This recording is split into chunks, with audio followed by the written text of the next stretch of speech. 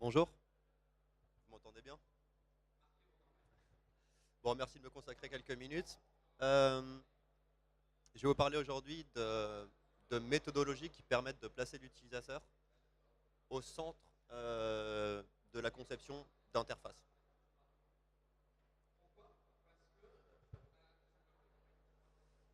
Je m'appelle Grégoire Dirandonc et je suis UX designer au sein d'une agence qui s'appelle Wexperience, que vous connaissez peut-être, dont vous avez déjà entendu parler. C'est une agence spécialisée dans l'UX, donc dans l'optimisation de l'expérience utilisateur, dans l'étude des utilisateurs, avec pour but voilà, d'optimiser les sites. On travaille à la fois à la refonte et à la conception d'interfaces web.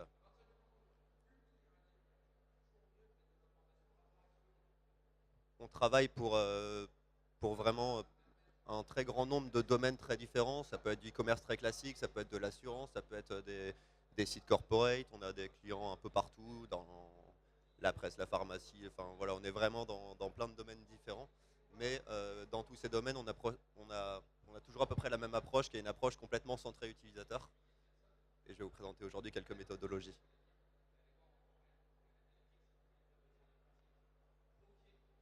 Alors, généralement, comment ça se passe pour concevoir des interfaces web de manière générale, dans la plupart des agences ou la plupart des process qui sont mis en place de manière générale? C'est qu'on se réunit, soit une agence avec le client, soit même au sein d'une entreprise, tout le monde se réunit pour travailler en collaboration et mettre au point une interface qui va répondre à des besoins qu'on aura définis entre nous, qui vont répondre bien sûr aux grands principes d'ergonomie, à une logique pure, mais ça va être en tout cas des discours qui vont être vraiment soit au sein même de l'agence et avec le client, mais en tout cas ça va être tout un process qui finalement met jamais l'utilisateur au centre de cette conception. Donc en fait chacun y va de son petit mot finalement pour concevoir quelque chose qui généralement fonctionne, hein, mais qui n'est pas forcément complètement adapté aux vraies demandes des utilisateurs. Chez Wexperience, on opte pour quelque chose de différent en plaçant l'utilisateur vraiment, en le rencontrant l'utilisateur dans plusieurs temps de cette conception, de manière à être certain en tout temps que les choix qui sont effectués lors de cette conception répondent pleinement aux attentes des utilisateurs. Voilà, donc vraiment le truc c'est l'importance de rencontrer ces utilisateurs pour être certain d'avancer étape par étape et de toujours répondre à ses attentes et ses besoins. Voilà, aujourd'hui je vais vous présenter, je vais vous faire un petit tour des principales méthodologies qu'on met en place pour rencontrer ces utilisateurs et les mettre justement au centre de la conception. Donc je vais vous présenter 4-5 méthodologies qui ont des objectifs différents, qui viennent intervenir à des temps différents de la conception.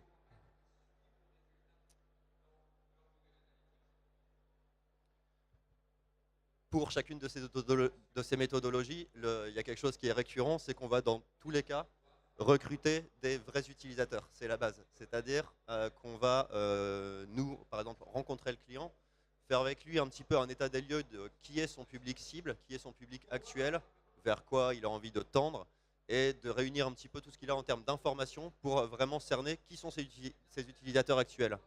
Donc ça peut être plein de critères qui sont différents, ça peut être des critères sociodémos, ça peut être des habitudes d'achat, ça peut être des habitudes de navigation, une situation familiale particulière, un lieu d'habitation, ça peut être vraiment énormément de choses, mais qui vont en fait rassembler un ensemble de critères qui va permettre de vraiment recruter des utilisateurs qui vont être des utilisateurs représentatifs de la cible finale du site. Voilà. Donc ça, c'est vraiment la base et ce sera quelque chose qui sera utilisé dans toutes nos méthodologies. Donc on fait, nous, appel à des agences qui sont spécialisées là-dedans, qui ont des panels dans toute la France d'utilisateurs qu'on va aller cibler sur des critères précis.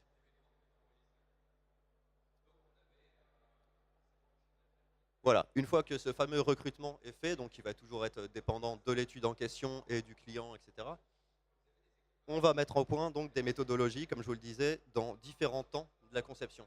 D'accord? Donc on va rencontrer l'utilisateur avant même de débuter la conception. On va rencontrer l'utilisateur également pendant la conception. Et on va aussi rencontrer l'utilisateur après la conception. Je vais vous expliquer quelles sont les méthodologies qu'on met en place dans ces différents temps. Alors, quand on a un projet, voilà, on a décidé de faire un site, de faire une application, de ne faire je ne sais pas trop quoi. On a déjà plein d'idées en tête, mais voilà, avant même de débuter quoi que ce soit, nous, on rencontre les utilisateurs pour obtenir des feedbacks de leur part. L'objectif de cette première phase, donc avant la conception, ça va être d'approfondir la connaissance client et d'apprendre à connaître ses besoins et ses attentes de manière détaillée. D'apprendre à connaître finalement le client final pour être certain par la suite de prendre un axe de conception qui aille dans le bon sens. On a pour ça deux méthodologies principales. La première méthodologie, ça va être un entretien individuel. Alors, un entretien individuel, ça va être tout simple. On va recruter des utilisateurs les uns après les autres et ce sera une rencontre entre un utilisateur et un animateur, d'accord, uniquement, dans une pièce. Lors de cet entretien, qui peut durer entre 30 et 45 minutes, voire plus, on va pouvoir vraiment discuter avec l'utilisateur d'objectifs qui auront été fixés, mais ça va permettre de vraiment comprendre très finement la logique de l'utilisateur, comment il se comporte, quelle est sa personnalité,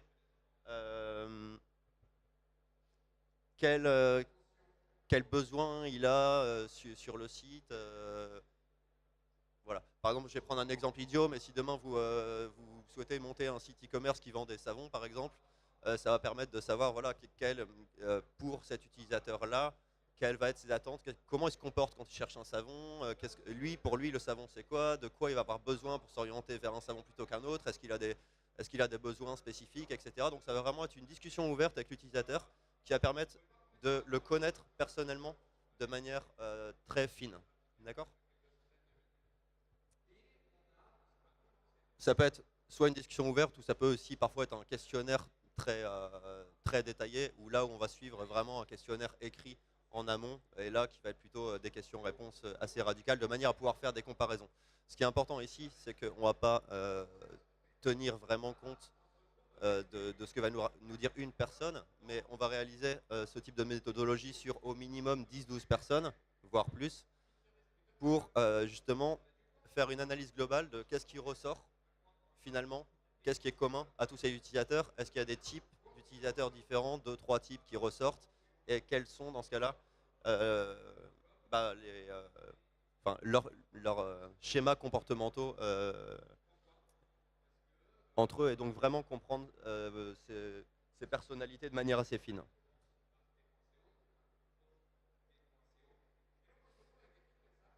Une deuxième méthodologie qui peut aussi venir avant la phase de conception, ça va être le focus group.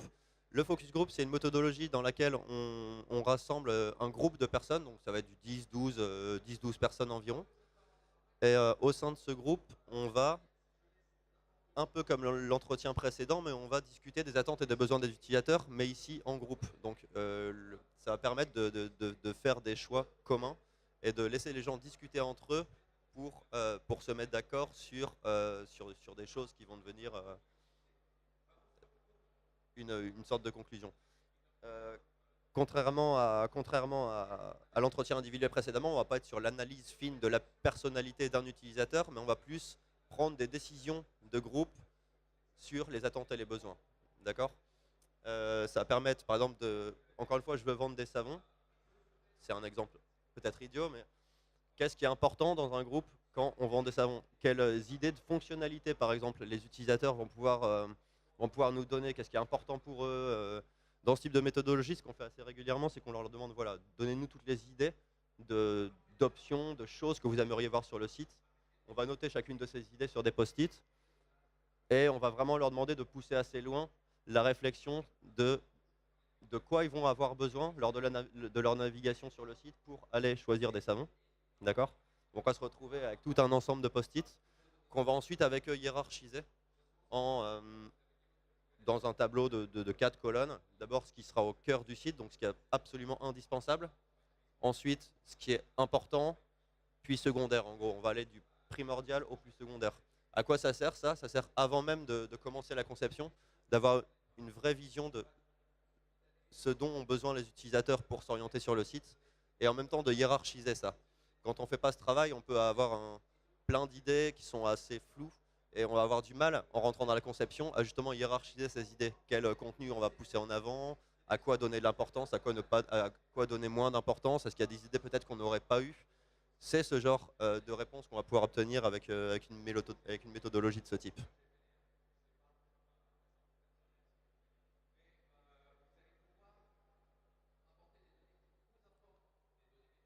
Voilà. Alors, avant la conception, si on a déjà répondu à ces deux questions, ça peut paraître assez anodin, mais c'est quand même vachement important. On a quand même appris à connaître ses clients, ce qui n'est pas le cas de tout le monde. On travaille très souvent avec des gros clients qui n'ont même pas d'idée vraiment fine de qui sont leurs clients, comment ils se comportent, quelles sont leurs problématiques, quelles sont les choses qui sont importantes sur le site ou pas. Ça, c'est des choses qu'on a déjà réunies et c'est déjà une très bonne base pour attaquer la conception. Déjà, en partant de cette base, ça permettrait d'avoir une conception qui est beaucoup plus fidèle à ce qu'attendent les utilisateurs que si on n'était pas passé par cette étape. Ensuite, on va commencer à concevoir, c'est-à-dire qu'on va commencer à faire des wireframes, on va commencer à dessiner les pages, on va commencer à décider quelles seront les parcours au sein du site, quelles fonctionnalités, quel contenu on va mettre sur telle ou telle page. Mais tout ça, encore une fois, ça va être des choix qui sont réalisés en interne et ça va être des choix qui peuvent être éventuellement problématiques et ne pas correspondre exactement aux attentes des utilisateurs. Donc, on met également en place des méthodologies qui permettent de faire intervenir l'utilisateur à ces étapes-là pour justement avoir le moins de questions possibles en interne et toujours questionner l'utilisateur final pour être sûr que la solution finale matche complètement avec ses besoins. Donc ici, les objectifs d'interroger l'utilisateur pendant la phase de conception, ça va être d'étudier la manière d'organiser l'interface pour qu'elle réponde aux besoins et aux attentes des utilisateurs. La première grande étape, c'était plutôt que mettre dans l'interface, qu'est-ce qui est important, qu'est-ce qui l'est moins. Ici, ça va plutôt être comment organiser tout ça.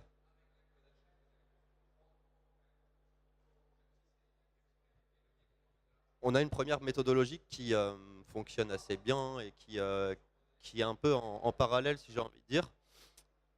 Elle s'appelle le tree de carte. En fait, le tree de carte, ça va permettre de comprendre la logique d'organisation d'un site.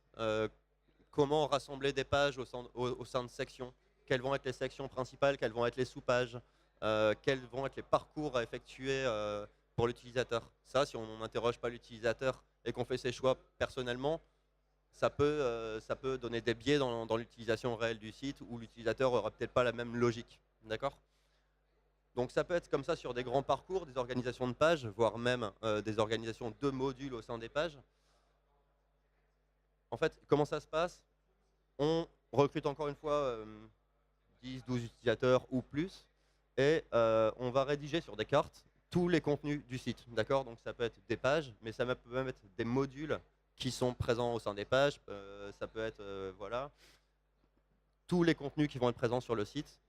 On va étaler toutes ces cartes devant l'utilisateur et on va lui demander de faire des groupes en fait, de cartes selon sa logique propre. Donc il va réaliser différents groupes, on va lui demander de les nommer, ces groupes, et ensuite d'organiser des groupes de premier niveau, puis des groupes de second niveau, etc. Et donc on va vraiment avoir une structure de site qui aura été décidée par l'utilisateur final. Encore une fois, ce qui est important ici, c'est de voir ce qui ressort du groupe dans son ensemble plutôt que d'un individu personnellement. Mais donc, quand on fait l'analyse de tout ça, qu'on se rend compte qu'il y a 10 personnes qui ont la même vision de la chose, qui n'était peut-être pas la vision interne de base, ça permet quand même de voir que, en optant pour cette solution, on risque quand même de toucher plus d'utilisateurs au final. Ici, je vous ai parlé d'organisation de pages, de comment mettre des modules dans des pages, comment faire des rubriques ou des surrubriques, mais ça peut être aussi comment organiser un menu de navigation principal sur un site e-commerce, par exemple.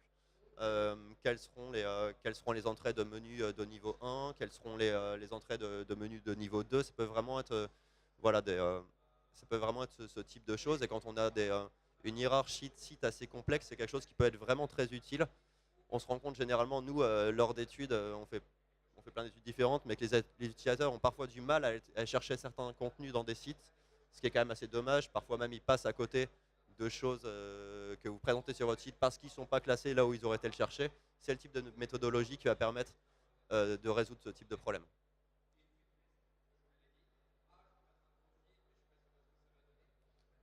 Voilà, le tri de cartes, c'est un peu à part parce que voilà, c'est vraiment de l'organisation de l'information. On réalise, ici c'est plus concret, genre des phases de conception, c'est tout simplement des ateliers de co-conception avec les utilisateurs. Comment ça se passe? Encore une fois, c'est un peu sur le même schéma que le focus group, donc c'est-à-dire qu'on est dans une salle avec 10-12 utilisateurs et un ou deux animateurs, et que là, on va vraiment avoir pour objectif de concevoir des pages du site avec les utilisateurs. Je vous présenterai un peu plus tard un exemple un peu plus parlant de cette méthodologie, parce que cette méthodologie elle est compliquée à expliquer, parce qu'elle va vraiment s'adapter à chaque cas unique, selon la complexité de la page. Parfois, on va pouvoir faire des parcours, parfois, si c'est trop complexe, faire une seule page. Donc ici, c'est vraiment, en tout cas, l'objectif, c'est de réunir des utilisateurs et de concevoir concrètement avec eux, donc de dessiner avec eux le site final. Mais ça doit toujours être vraiment optimisé selon la demande précise, le cas précis. On ne va pas du tout avoir la même approche si on est sur un site de mutuelle avec un tableau extrêmement complexe à déchiffrer ou sur un site e-commerce assez classique. Enfin, voilà, donc ici, ça va être vraiment des méthodologies qui est réaffinée à chaque contexte particulier. Je vous présenterai un exemple en fin de presse de ce type de méthodologie qui est peut-être la plus complexe.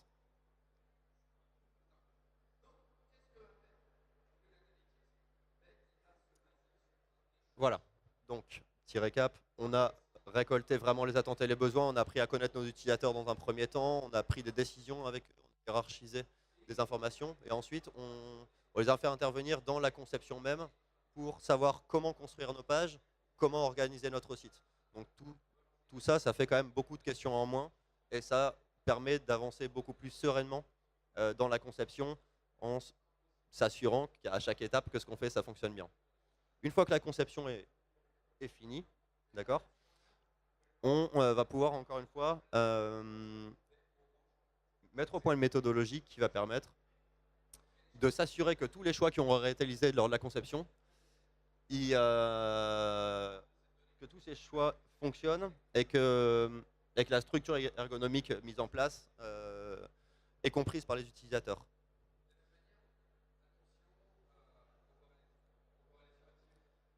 Pour ça, en fait, on va utiliser une méthodologie qui s'appelle les tests utilisateurs. Vous en avez peut-être déjà certainement entendu parler. Ici, c'est une méthodologie dans laquelle on va être seul un animateur et un utilisateur. Et cet utilisateur, on va le faire naviguer sur le site réel.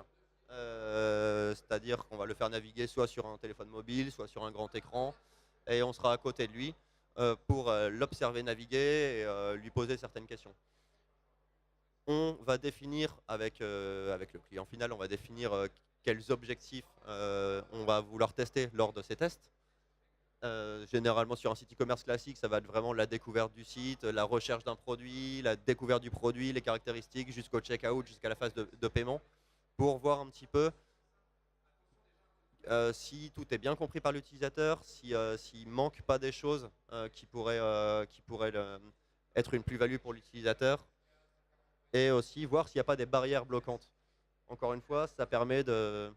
On est toujours confronté à des choix à n'importe quel moment, et ces choix, finalement, c'est toujours dangereux, parce qu'on n'est pas certain, encore une fois, qu'ils vont être compris par le public. On y est tous confrontés tous les jours.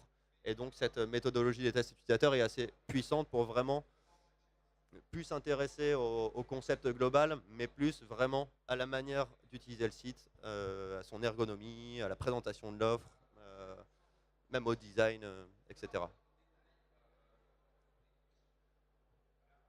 Voilà, donc ici je vous ai présenté vraiment les méthodologies les plus classiques qu'on utilise tout au long de la conception pour vraiment être sûr à tous les instants que ça match avec l'utilisateur.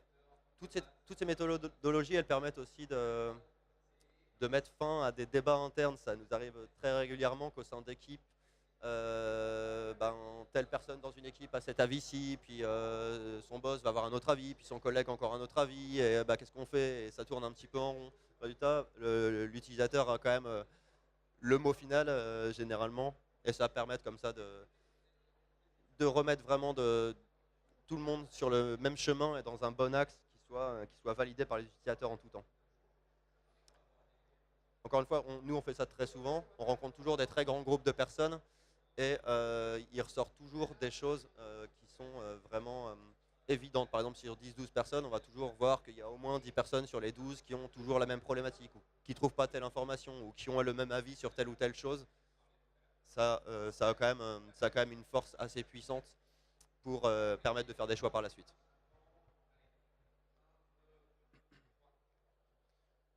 Je vais faire ici un zoom sur la méthodologie qui est la plus complexe à expliquer de celle que je vous ai présentée. Donc c'est l'atelier de co-conception. Comme je vous disais tout à l'heure, il doit être toujours affiné selon le cas précis. Et vous allez comprendre pourquoi. Ici, je vais prendre un exemple d'un projet qu'on a réalisé. C'est un exemple qu'on a réalisé pour la médiathèque de Roubaix. D'accord ? La médiathèque de Roubaix, on fait appel à nous parce qu'ils ont un site très complexe avec beaucoup de contenu qui est très visité. Et ils avaient besoin de revoir leur page d'accueil. D'accord ? Donc, on a organisé un atelier de co-conception avec des utilisateurs de la médiathèque de Roubaix pour réaliser donc cette page d'accueil avec eux. Les questions étaient très simples. Donc, encore une fois, le site est très complexe. On peut y faire plein de choses. On peut aller consulter des films en ligne. On peut aller lire des livres en ligne. On peut réserver des bouquins. On peut aller prendre des informations d'horaire sur tel ou tel truc. Enfin voilà, c'est vraiment un site très complexe. Et résultat, en interne, ils étaient un peu paumés finalement sur que mettre en avant, parce que pour eux, tout est important. Il y a plein de typologies de clients différents. Il va y avoir des étudiants, il va y avoir des mères d'enfants, il va y avoir des... Enfin, voilà, donc que mettre en avant? Là, c'est là qu'on commence à être un peu complexe, d'accord? Donc, on voulait répondre aux questions suivantes. Quel contenu placer sur la page? Dans quel ordre? Quel contenu écarter de la page? Aussi, c'est important. Et quel degré d'importance appliquer à tel contenu? Pour ça, on a mis en place un environnement assez particulier. On est donc dans une salle avec une dizaine de personnes. Dans cette salle, donc, il y a 10 utilisateurs et un ou deux animateurs. En plus de ça, on a un designer qui est derrière un écran et son écran est projeté directement en grand devant les utilisateurs. Ça, c'est la salle où se passe l'étude.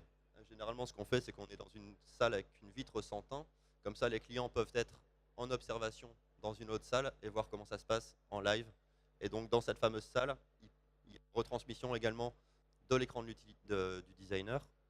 Et ils peuvent regarder comment évolue le groupe. D'accord ?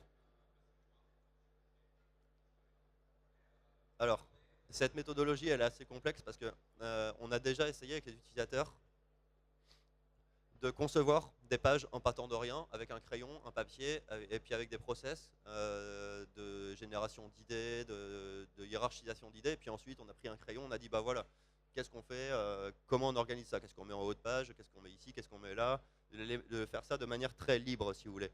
C'est quelque chose qui ne fonctionne pas, si vous voulez. On s'en rend compte très régulièrement, les utilisateurs, autant quand on les interroge sur des choses, ils y répondent sans problème, autant c'est voilà.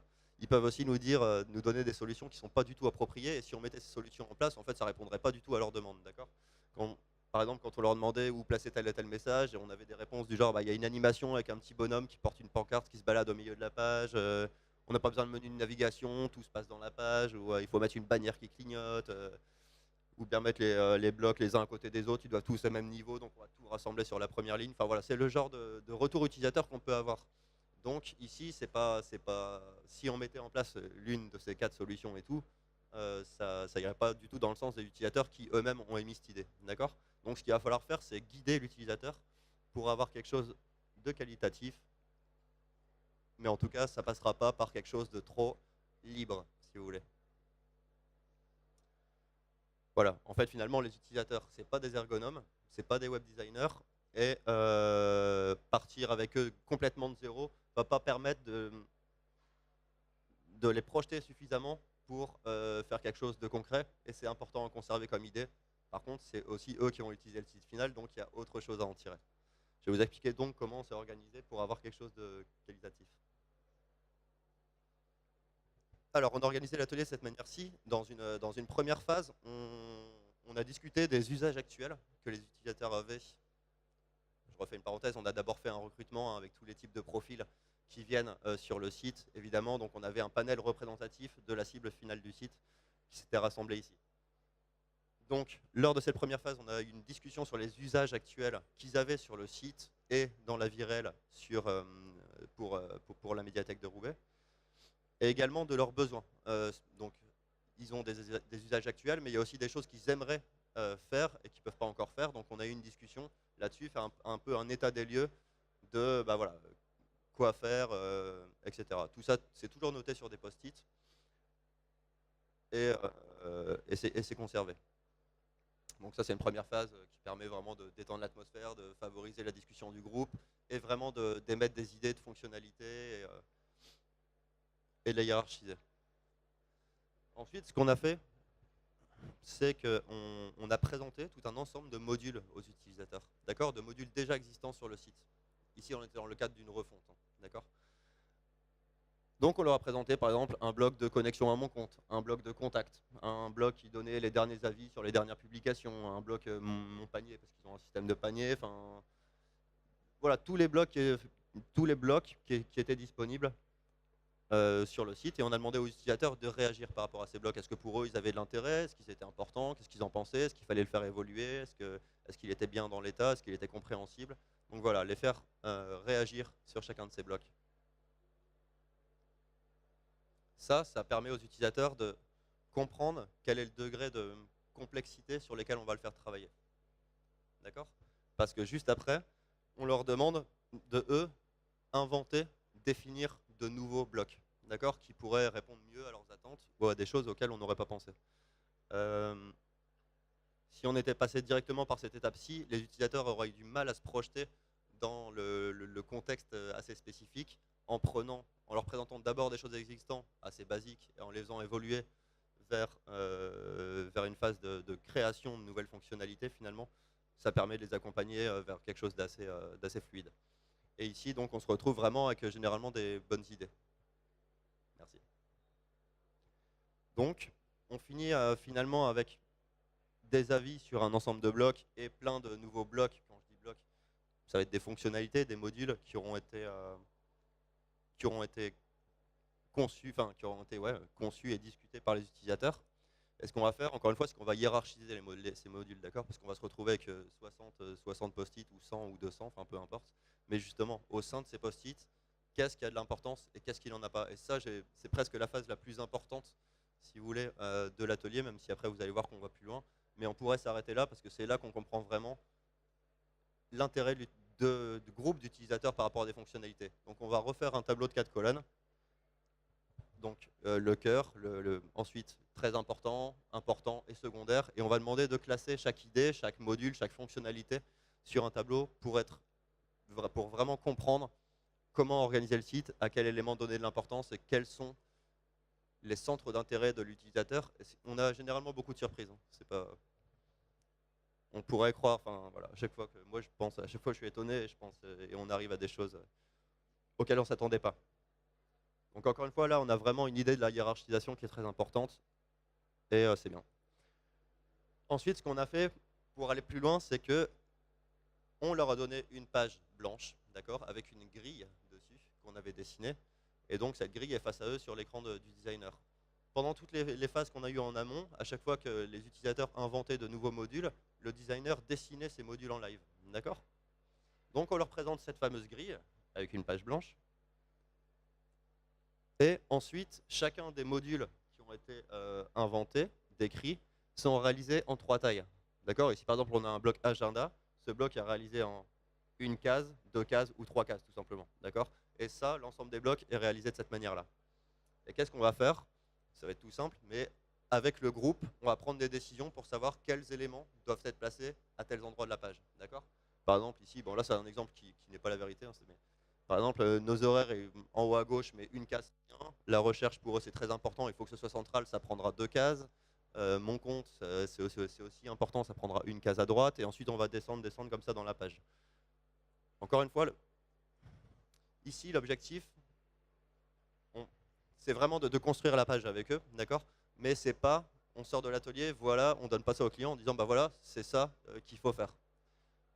On fait ça avec l'utilisateur pour avoir un niveau de hiérarchisation qui va encore au-delà de hiérarchiser des post-it, d'accord? Quand on bossait sur des post-it, on se retrouve avec 60 post-it dans des cases par ordre d'importance, mais on se rend compte que quand on organise ces éléments au sein d'une interface, les utilisateurs ils sont aussi sensibles à avoir une interface légère sur laquelle il n'y a pas trop de contenu. Donc on va pouvoir voir à cette phase-là que même des choses qui considéraient comme étant très importantes, ils vont décider peut-être de les supprimer parce que ça ferait une page trop complexe. Donc on arrive sur un niveau de hiérarchisation qui est encore plus fin. Et ensuite, une fois qu'on a ce fameux travail qui est fait, le travail qui reste à faire de conception est limpide, quoi. En fait, on a vraiment réduit au maximum le nombre de questions à se poser et le nombre de choix à réaliser en interne sans avoir de retour utilisateur là-dessus. Donc ici, par exemple, voilà, ça c'est le site final tel qu'il est aujourd'hui. On a réorganisé ça, forcément, nous on l'a redesigné avec notre œil d'ergonome et de designer derrière, mais en tenant compte complètement de la hiérarchisation qui avait été fait par les utilisateurs. D'accord? Donc ici, nous, en envoyant cette page en ligne, on sait que cette page, elle va correspondre pleinement aux attentes et aux besoins des utilisateurs et que là-dessus, ils vont savoir se repérer et trouver les informations principales dont ils ont besoin. Sans cet atelier, on n'en avait, nous, aucune idée et le client non plus. Donc voilà une méthode qui permet vraiment d'avoir quelque chose de très fin et de matcher complètement avec les attentes et les besoins des utilisateurs. Voilà. Voilà. Donc je vous ai fait un petit tour un petit peu de toutes les méthodologies et du process qu'on utilise qui, à mon sens, est très efficace et très important à mettre en place pour avoir quelque chose qui fonctionne bien. Je crois que j'ai plus de temps, mais je ne sais pas si vous avez des questions.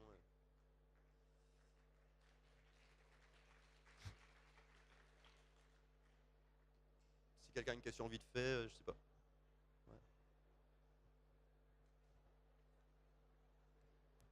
Bonjour, merci. Est-ce que vous prenez en compte les personnes qui sont porteurs d'un handicap dans le panel d'utilisateurs?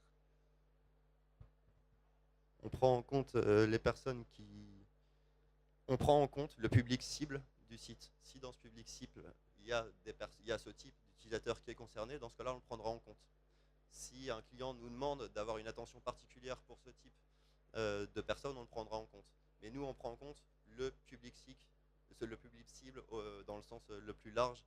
Donc si ça concerne un grand groupe d'handicaps spéciaux, bien sûr qu'on le prendra en compte. On peut le faire, il n'y a pas de... Voilà. Je ne sais pas s'il y a encore d'autres questions. C'est bon. Bon, bah, je vous remercie.